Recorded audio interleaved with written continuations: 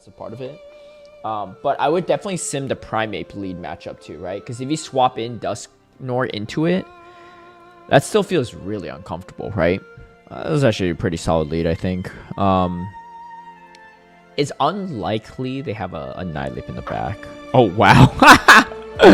What are the odds of that? The moment I said it, too. Wait, that's actually kind of crazy. Okay. Well, they have no respect for Fairy Leads, I guess. That's actually absurd.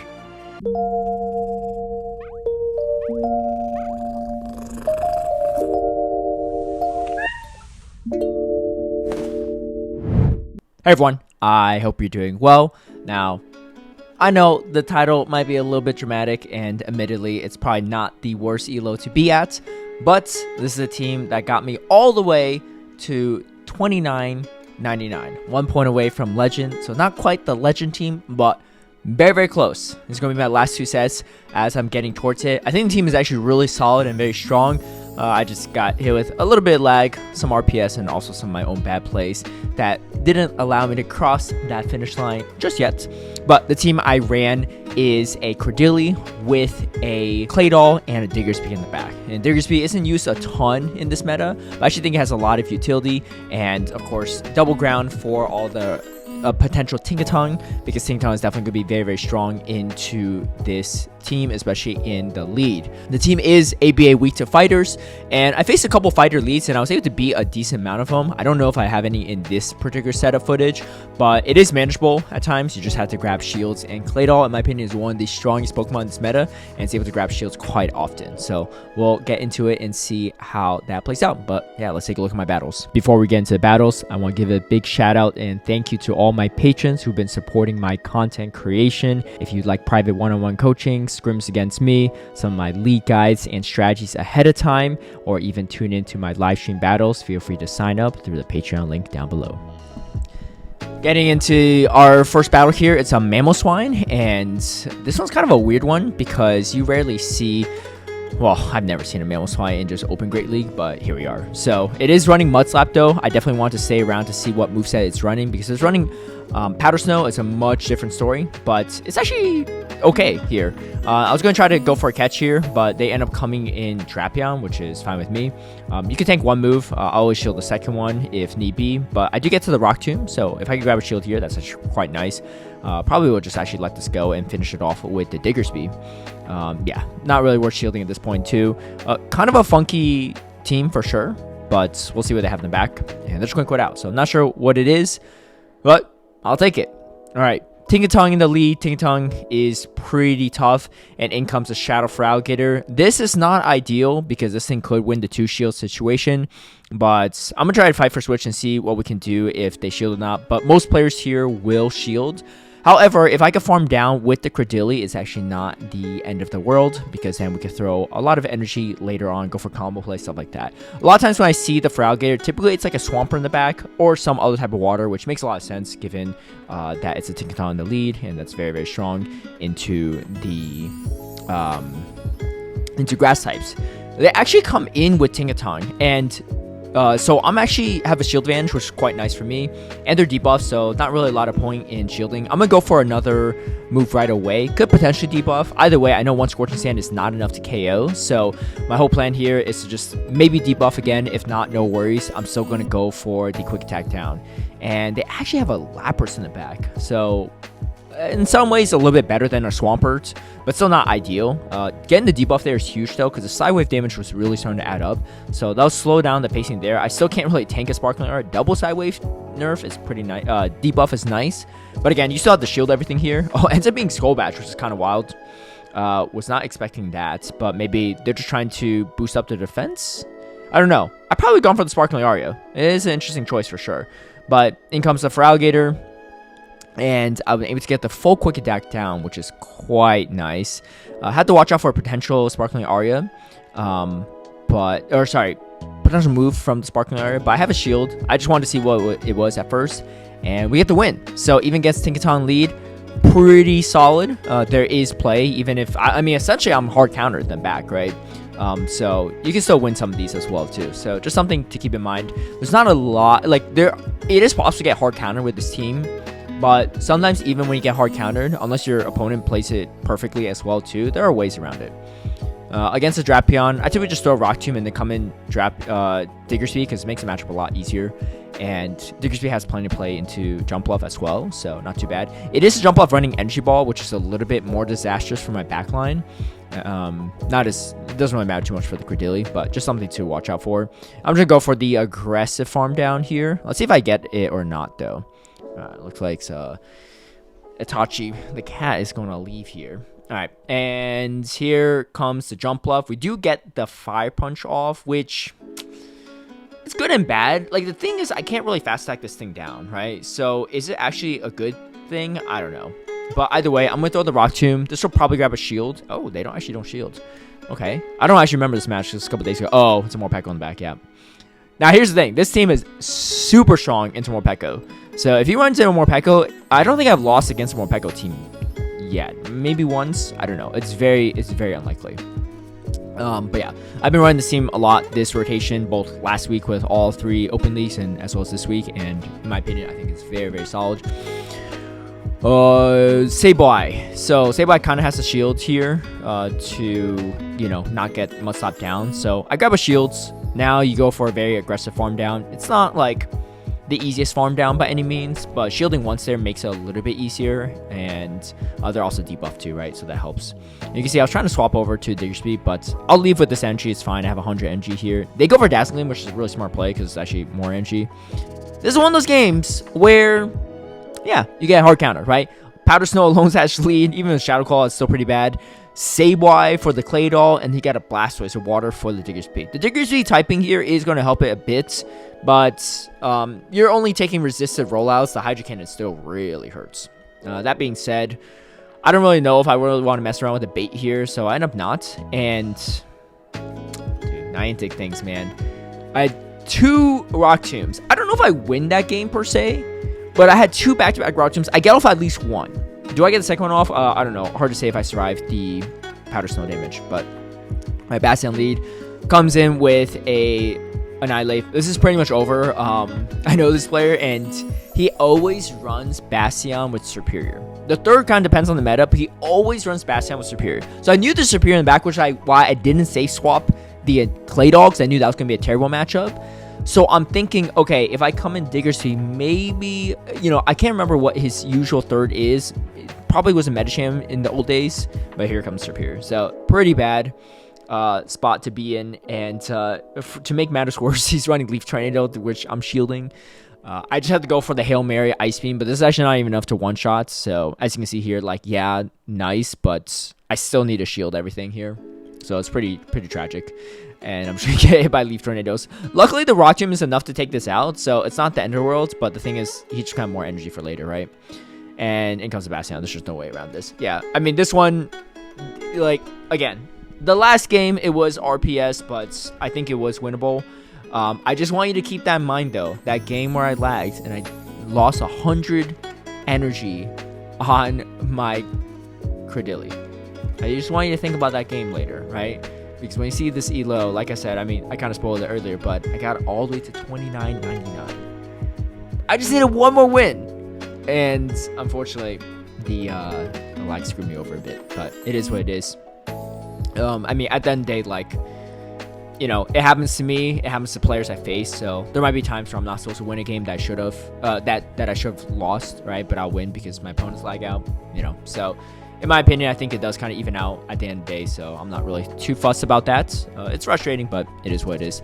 Against Malamar leads, I pretty much never shield the first move because I've only seen one Malamar user actually throw Superpower first. They always go Foul Play, and so I pretty much just never shield. You survive a Superpower either way, and I think this was on Charge Attack priority, which is fine because then they can't pivot out. Oh, they end up throwing Foul Play.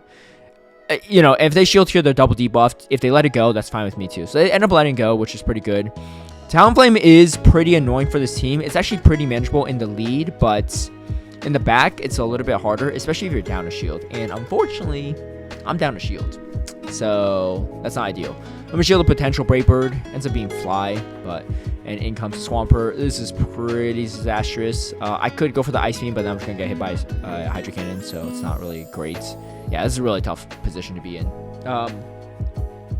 because, yeah, I mean, you know, Diggersby is not going to have a lot of play into this one either. And unfortunately, my Diggersby can't really take out the Talonflame.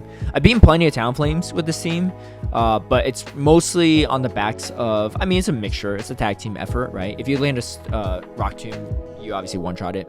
But yeah, in comes the Talonflame. And unfortunately, they threw a Fly there. If they didn't throw the Fly, it probably would have been fine. I was a little bit confused by their gameplay too, because I thought that they didn't have a great answer to Claydol. But because, like, if I let that Fly go, I might have a little bit more play. But it is what it is. Furret's kind of annoying for the backline. So what I like to do here is I throw one Rock Tomb on proper timing. I shield the first move, and then you could get to the next Rock Tomb before they get to the next Trailblaze.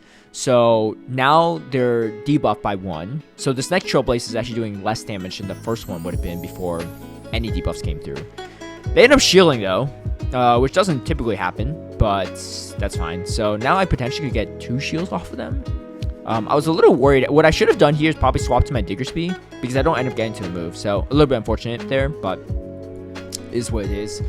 I think if I threw on proper timing on the second Rock Tomb, it kind of ends up being the same because I take more damage from the Trailblaze. So I probably still won't get that move off. So I'm going to go for the aggressive farm down, see what we can do here. That's really unfortunate. Got a little bit greedy there. Ends up being a Swift, but still, like, that's still really bad, right? Probably could have a little bit more health to deal with for whatever's in the back. So Claydol against the Worlds, and unfortunately it's opposing Claydol. So shield the potential Ice Beam here, but unfortunately it's just a Rock Tomb. I'm gonna turn behind, so I thought that maybe there's a chance they're at the Ice Beam. I think they were, but they just didn't throw it. That being said, yeah, this is pretty tough at this point too. I think they actually have Earth Power. Oh yeah, I think they had Earth Power in this game or something. I don't know, something's weird about this Claydol. All right, we end up catching, which is something. I just don't know what they have in the back, but I don't think it really matters at this point. Let's see what they have in the back. Do we see it? Yeah, we do see it. Oh, it's a Mana Buzz. Yeah, there's no way. There's no way we win that. Yeah, I mean, that would have been a tough one either way, but I think even with extra health on my Diggersby, that's just really, really tough. All right. So we do take, what, 2 losses in this set, so definitely have to go positive here to make any sort of sensible climb. But Wigglytuff in the lead. I've seen a lot of Wigglytuff in the lead with double Mudslappers in the back, so just something to keep in mind if you ever see a Wigglytuff in the lead. Most will shield there. In comes the first Mudslapper. Usually the other one is a Shadow Marowak. First one's usually a Gastrodon. I think they usually safe swap the Marowak, but most people won't safe swap into. They won't safe swap it into my Credility. I've never seen it, but that would make the most sense, I think. I'm not going to shield here, and I actually purposely let this go instead of throwing the move, because I could have thrown Rock Tomb or something, right? But I want as much farm on this Diggersby as possible, because I'm already expecting that there's a Marowak in the back. I've just seen this team composition so many times at this point, and that's something you can always use to your advantage the more PvP GBL you play. Is just kind of keep in mind of what teams people are running, because people either copy teams or they're copying from content creators. And here we go. Shadow Kanto Marowak. And as expected, it is in the back. I'm doing a lot of damage here, and you know, Diggersby is pretty strong to this entire team as well, so I don't really have to worry too much. I'm gonna go for the aggressive debuffs, and at this point too, there's really no point in me shielding. I might shield the second one. Oh, I do shield. What did I shield here? Oh, I guess it's because I'm 1 away, in case they want to stay in, and yeah, I mean, I guess I survived. I don't know. I mean, they're debuffed there. I probably shouldn't have shielded there. Wait, did they not have the Wigglytuff? I think they... Oh, they didn't. Okay, yeah, my bad. I thought they still had the Wigglytuff to clear debuff, but yeah, that would make sense because I could potentially debuff on the first Scorching Sand, but it doesn't really matter that much. Salazzle, pretty weird one. I mean, we saw Mamoswine earlier, so, like, I mean, why not Salazzle at this point? Salazzle honestly makes more sense than Mamoswine, but both are pretty strange. Here's why Claydol's so good, though. Outside of, like, Sableye, Golisopod, for Alligator, you can pretty much flip switch against most things. Swampert is kind of a weird one. Shadow Swampert you can. But even against a Dugong, like, this is a pretty bad looking matchup, but they still have to commit energy here. Actually, no, I get to the Rock Tomb, so they have the double shield. They're doing super effective Ice Shard damage to me, and I'm only doing neutral Mud Slaps. And they still have to go down an extra shield to win that. Kind of crazy. But Claydol, in my opinion, is very, very strong in this meta. And yeah, I mean, it's really, really safe. I think Credility as well, too. A lot of people are kind of disrespecting it with all the Tinkaton around. But that being said, we're in a pretty good spot here with the Ferrothorn because I could debuff it, and then, yeah, Digger Speed's not great into it, but with double super effective Fire Punch and then also debuffing this a ton, like, it's actually going to be pretty solid for me. And I know that they have Salazzle on the back to clear debuff, so that's always something to watch out for. But this chip damage is actually really, really nice, you know. And then, yeah, I come in with this. I'm going to show the potential Power Whip. Can they clear debuffs? I think they might be able to still. But I could... Oh, no, they can't. Yeah, this is the last Pokemon. Yeah. I ended up getting debuffed because it's actually running Mirror Shot, which is kind of crazy. But we have a lot of energy remaining. And I believe I was able to close it out. Yeah. And I'm positive. Oh, no, we have one more. All right, so we're 2-2. Dropped the first 2 games, but, you know, still can't let that discourage us here as we face a Shadow Kanto Marowak, and this is not too bad of a matchup. I typically don't shield. If you shield there, they might think that you're actually throwing the debuff move. Now they go for another move. I could tank this, so I'm just going to swap over to my Claydol afterward. Just have the energy saved. They actually come in Clodsire, which is kind of wild. But, I mean, this is a really good matchup for me. I'm actually going to shield because the Earthquake actually does a good chunk. And, you know, maybe they don't have a good answer. Maybe they do. I don't know. But I just don't want to have to worry about shielding a bait next. And, yeah, this is going to put him quite low. And this is fine, even if it's Earthquake at this point. It's not like I was going for a debuff at any point either, but I'm in a very positive matchup. I just can't really tank 2 Earthquakes. And they have a Dunsparce. Not too bad. I mean, I got plenty of play into this with my team. Diggersby is fine into this as well. They're debuffed here. I might actually swap in Diggersby. Let me think. No, I think I don't. Okay, they actually come in Marowak here. And I'm just going to go straight for the Grass now. If they let us go, great. If they shield, great, because they're now within 1 Scorching Sand. And pretty sure Bone Club will do more damage from a Marowak than a non-stab Drill Run from a Dunsparce. Dunsparce you don't see super often, but this seems pretty strong into it. And I'm just going to throw on bad timing there just to get rid of it. And yeah, there's just no way they could flip this. Scorching Sand plus some Quick Attack should be enough to do it. Diggersby, I think, was really, really solid. A whole team just feels really, really solid to me. There's obviously a few core breakers like, I don't know, Driftblim that you'll occasionally run into. But that's what happened. 29.99. Remember that game I lagged on? If only we won that.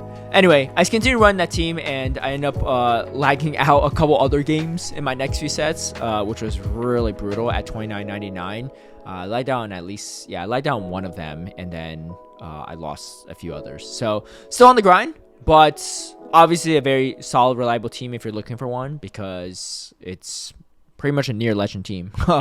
But either way, I climbed a bunch of points with it, so feel free to give it a shot if you like. If you end up using a team, let me know how it goes. Anyway, if you like this video, feel free to give it a like and share, subscribe for future content, hit that notification bell to get alerted right when I post a new video, and hopefully we'll find that final point in the next one. All right, take care. Peace.